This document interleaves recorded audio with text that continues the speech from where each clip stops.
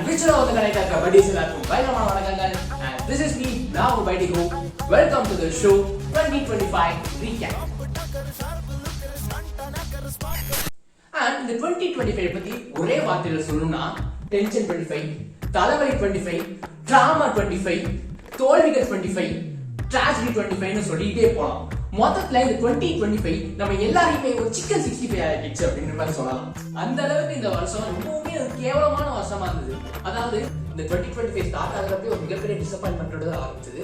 இது எத்தனை பேருக்கு ஒரு டிசப்பாயின்மெண்டா இருந்திருக்கும் தெரியல. ஆனா தல ரசிகர்களுக்கு ஒரு மிகப்பெரிய டிசப்பாயின்மெண்டா இருந்திருக்கும். ஏன்னா வாரிசு விசஸ் துணிவு கிளாஸ் நம்ம எல்லாருக்குமே தெரியும். அதுக்கு அடுத்து தளபதி வந்து 2 படம் பண்ணிட்டாரு, கோட்டு லியோ அப்படின்ற மாதிரி. ஆனா அதுக்கு அடுத்து வந்து பாத்தோம்னா நம்ம தலை வந்து எந்த ஒரு படமுமே பண்ண 2 வருஷம் கழிச்சு நம்ம வெயிட்ட தலைப்பொங்கல் கொண்டாட போறதா அப்படின்னு எதிர்பார்த்து காத்துட்டு இருந்த ரசிகர்களுக்கு ஒரு அனௌன்ஸ்மெண்ட் லெட்டர் வந்து விடாமுயற்சி போஸ்ட் பண்ண அவ்வளவுதான் சோழி முடிஞ்சு. தலை ரசிகர்கள் மட்டும் இல்ல, ஒரு காமன் ஆடியன்ஸுமே ஒரு மிகப்பெரிய டிசப்பாயின்மெண்ட்ல தெரிவிச்சு அப்படின்னு சொல்லலாம். ஆனா அப்பெல்லாம் லைகா ப்ரொடக்ஷன்ஸை போட்டு அடிக்காத ஆளே இல்லை. போற வரலாம் போட்டு லைகா ப்ரொடக்ஷன்ஸ் போட்டு குழந்தை எடுத்துதான் இருந்ததுன்னா அண்ட் இப்படி ஒரு டிசப்பாயின்மெண்டோட ஆரம்பிச்ச வருஷம் தான். அதுக்கப்புறம் கேவலத்திலும் கேவலமா போச்சு. எங்க பார்த்தாலும் ஒரே பேட் வைப்ரேஷன், எங்க பார்த்தாலும் ஒரு நெகட்டிவ் வைப்ரேஷன், எங்க பார்த்தாலுமே ஒரு பேட் நியூஸாவே இருந்துச்சு.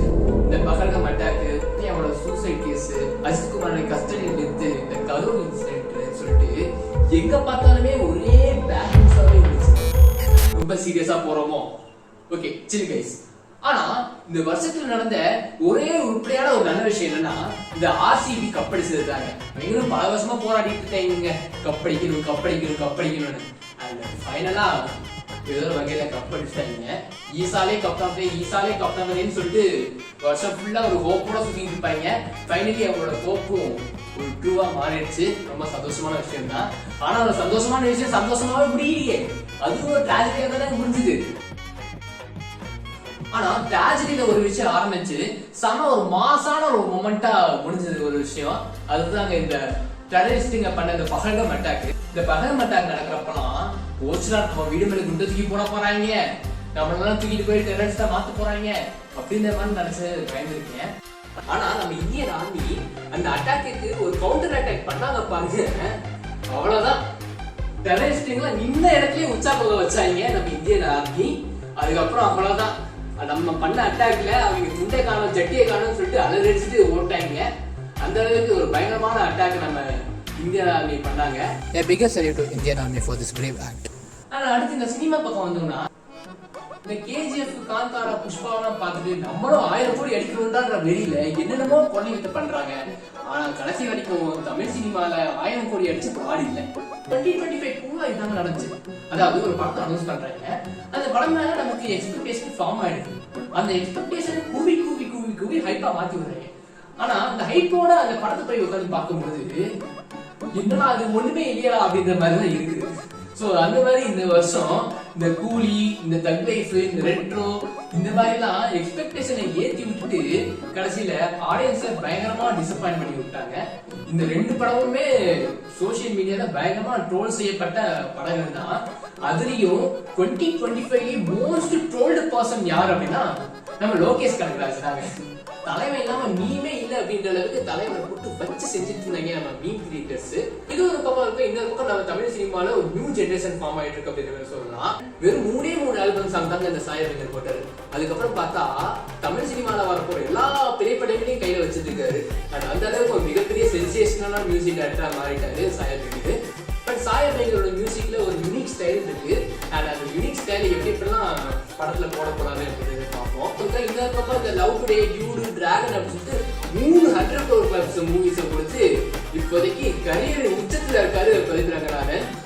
அண்ட் கரியர் உச்சம் அப்படின்னு சொல்லும்போது ஒரு நம்ம தளபதி சினிமா விட்டு பாலிடிக்ஸ் போறாரு. அண்ட் ரீசெண்டா இந்த ஜனநாயகன் ஆடியோ லான்ச் பத்தி பார்த்துருக்கீங்க. இந்த குட் பேட் அக்லியில ஒரு டைலாக் வரும்ல, மொத்த மலேசியாவும் அவரோட தாண்டா அப்படின்ற மாதிரி. அந்த டைலாக் வந்து தலைக்கு எப்படி செம்மையா அந்த படத்துல மேட்ச் ஆச்சோ அதே மாதிரி ரியல் லைஃப்ல வந்து நம்ம தளபதிக்கு செம்மையா மேட்ச் ஆச்சு இந்த டைலாக். உண்மையிலேயே செம மேசிவான கிரௌடு, ஒரு மிகப்பெரிய ரெக்கார்டே கிரியேட் பண்ணிச்சு அப்படின்ற மாதிரி சொல்றாங்க. ஆனா தளபதியே ரீப்ளேஸ் பண்ற அளவுக்கு ஒரு பயங்கரமான ஒரு ஆக்டர், ஒரு பிறவி கலைஞர் அப்படின்னு சொல்ற ஒரு ஃபைனஸ்ட் ஆக்டர் வந்து நம்ம கோடிக்குட்டி இன்ட்ரோடியூஸ் இருக்காரு. கண்டிப்பா கமல் சார், விக்ரம் சார் எல்லாருமே தூக்கி சாப்பிட போற ஆக்டிங்ல அண்ட் அவர்தான் செந்தில் பாலாஜி அவர்கள். சொன்னாங்க கண்டிஷன்ஸ் ஃபாலோ பண்ணுங்கடா, கண்டிஷன்ஸ் ஃபாலோ பண்ணுங்கடா. பாலிடிக்ஸ் பார்க்க போனோம்னா 2025ல இந்த டிஎம்கே அண்ட் டிவிகே ரெண்டு பேர் நடுவுல தாங்க ஓட்டி சம ஃபயரா போச்சு. அண்ட் பல நேரங்கள்ல இந்த கூட்டம் மலை மோதுகிறது அப்படின்ற ஒரு வார்த்தையை சொல்லி கேள்விப்பட்டிருப்பீங்க. ஆனா அந்த வார்த்தைக்கான அர்த்தம் என்ன அப்படின்னு தெரிஞ்சுக்கணும்னா கண்டிப்பா நீங்க டிவிகே ஒரே மாநாடு தான் பார்க்கணும். ஏன்னா உங்க ஊர் கூட்டம் இல்ல, எங்க ஊர் கூட்டம் இல்ல, பயங்கரமான கூட்டம், உலகமான கூட்டம், ஒரு மிகப்பெரிய மேஜிக் கிரௌடா இருந்துச்சு அப்படின்ற மாதிரி சொல்லலாம். தட் இஸ் ராக்கிஸ் கேஜிஎஃப் அப்படின்ற லெவல்ல இருந்துச்சு. நம்ம தளபதி வந்து ஒரு மிகப்பெரிய கிரௌட் ஃபுல்லரா இருந்தாரு. அவர் அப்படி அரசியல என்னதான் பேச போறாரு அப்படின்னு தெரிஞ்சுக்கிறதுக்குன்னே ஒரு மிகப்பெரிய கூட்டம் வந்துச்சு அப்படின்ற மாதிரி சொல்லலாம். அண்ட் மிகப்பெரிய ரசிகர் கூட்டம் இருக்குதுன்ற மாதிரி சொல்லலாம். அந்த கூட்டங்கள்ல தளபதி பேசின சில வசனங்களுமே செமையா ட்ரெண்ட் ஆச்சு. வாட் ப்ரோ, சரி ராங் ப்ரோ, ஸ்டாலின்கில் வாட்டங்கில் சரி ராங்கில் அப்படின்னு சொல்றாரு. அதுக்கப்புறம் வந்து டிவிகே தீயசக்தி, டிஎம்கே தீயசக்தி அப்படின்ற டைலாக்ஸ்லாம் பயங்கரமா ட்ரெண்ட் ஆச்சு. அண்ட் இதையும் அவதாரை வச்சு செமையா ஒரு மாதிரி ஃபன் பண்ணி பேசிட்டு இருக்காங்க.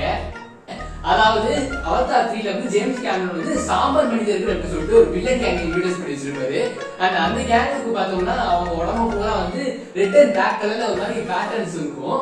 சோ வந்து அதை பார்த்துட்டு நம்ம ஜேம்ஸ் கேமரன் டிஎம்கே தான் இன்டராக்டா மீட் பண்ணிருக்காரு அப்படின்ற மாதிரி சொல்லி ஃபன் பண்ணிட்டு இருக்காங்க.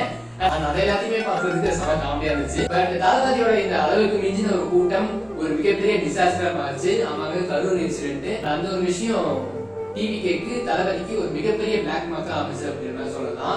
தென் நெக்ஸ்ட் அப்படி இந்த சோஷியல் மீடியாக்கு பார்க்க வந்தோம்னா சும்மாவே இந்த மீம் கிரியேட்டர்ஸ் வந்து ஏதாவது கண்டென்ட் கிடைக்காதா அப்படின்னே சுத்திட்டு இருப்பாங்க. அண்ட் அவங்களுக்கு இந்த வருஷம் ஏஐ வேற கிடைச்சிச்சு, சும்மாவா இருப்பாங்க. அண்ட் இந்த வருஷம் மீம் கிரியேட்டர்ஸ் இல்லாம காமன் ஆடியன்ஸுமே அவங்க போட்டோவை ஏஐல போட்டு அதை ஜிப்டியாட்ட மாத்தி அதை சோஷியல் மீடியா ஃபுல்லா வந்து போட்டுட்டு இருந்தாங்க, போஸ்ட் பண்ணிட்டு இருந்தாங்க. அண்ட் இது ஒரு பக்கம் இருக்கு. இன்னொரு பக்கம் வந்து இந்த கூகுள் வியோன்னு ஒண்ணு வந்துச்சுங்க. அதை வச்சுட்டு ஊர் பூரா அவ்வளோ அலப்பறை பண்றாங்க, அவ்வளோ அழிச்சாட்டியம் பண்றாங்க. ஒரு பக்கம் நியூஸ் ரீடர்ஸ் மாதிரி கிரியேட் பண்ணி அவங்கள பேச வச்சு பண்ணிட்டு இருக்காங்க. இன்னொரு பக்கம் ரீசெண்டா குழந்தை சின்ன பாப்பாங்கள மாதிரி ஒரு எடிட்டை கிரியேட் பண்ணி அவங்க பேச வச்சு ஒரு மாதிரி ஃபன் பண்ணிட்டு இருக்காங்க. அண்ட் இந்த ஒரு டெக்னாலஜி வச்சுட்டு பொன்னியின் செல்வன் இந்த மாதிரி நாவல்ஸும் ரீக்ரியேட் பண்ணியிருந்தாங்க. அதெல்லாம் பாக்குறதுக்கு உண்மையிலேயே செம்மையா இருந்துச்சு. இந்த 2025ல சோஷியல் மீடியால ஒரு சில சாங்ஸ் தான் ட்ரெண்டிங் ஆயிட்டு இருந்துச்சு. செம ஃபன்னா இருந்துச்சு அதெல்லாம் கேட்கறதுக்கு. இந்த படத்துக்காக என் மனசுமா இருந்து அவர் கூட போனி இந்த பாட்டு, அதுக்கப்புறம் தூத்துக்குடி கொத்துனால இதுக்கு மேல பாடினா யூடியூப் நினைச்சு குத்துவாரு. ஆனா இந்த எல்லா சாங்ஸையுமே தாண்டி எனக்கு இந்த பாட்டு தாங்க ரொம்ப பிடிச்சது. இந்த பாடலை பாடியவர் உங்கள் விஜய். பாட்டிலுக்கு 10 ரூபா, பாட்டிலுக்கு 10 ரூபா, பாட்டிலுக்கு 10 ரூபா. ஆனா உண்மையிலேயே இந்த 2025ல நம்ம வாழ்க்கையில நசுங்கி பிசுங்கி நாரி போய் இருந்த நிலைமையில ஒருத்தரோட வாழ்க்கை மட்டும் சம பயங்கரமா இருந்துச்சுங்க 2025ல. அண்ட் வேற யாருமே என்ன கூமாப்பட்டி தங்கப்பட்டிருக்காங்க. ஒரு பக்கம் பார்த்தா ஊரை ஃபேமஸ் ஆகிட்டாரு, இன்னொரு பக்கம் பார்த்தா அவர் பெயிட் ப்ரமோஷன் இது மாதிரிலாம் பயங்கரமா பண்ணி ஃபேமஸ் ஆகிட்டு இருக்காரு. அது மட்டும் இல்லாம ஜீ தமிழ்ல அவருக்கு ஒரு ஷோ ஆரம்பிச்சு கூட ஒரு ஜோடியும் கொடுத்து டைட்டிலையும் கொடுத்துட்டாங்க. அந்த அளவுக்கு மனுஷனோட growth வேற growth-ஆ இருக்குது. வாழ்த்துக்கள் பிரதர். சரி, உன் வாழ்க்கை எப்படி இருந்துச்சு அப்படின்னு கேட்டீங்கன்னா என் வாழ்க்கை வந்து கேவலத்திலும் கேவலமா இருந்துச்சு. ஃபர்ஸ்ட் இருக்கிற கோர் அப்படின்ற மாதிரி இருந்துச்சு, அவ்வளவுதான் சொல்ல முடியும். 2025ல என் வாழ்க்கை மாதிரி உங்க வாழ்க்கையும் கேவலமா தான் இருந்திருக்கும்னு நினைக்கிறேன். 2026 வசந்த காலத்து ரீசன் பார்ப்போம். பட் வாட்டர் மேபி போனது போகட்டும், காய்கறாட்டும். அண்ட் 2026 நம்ம எல்லாரும் கண்டிப்பா ஒரு கம்பேர் தருவோம். அண்ட் வீடியோ பார்க்குற எல்லாருக்குமே இந்த 2026 வேற லெவல் வருஷமா விஷ் பண்ணிக்க.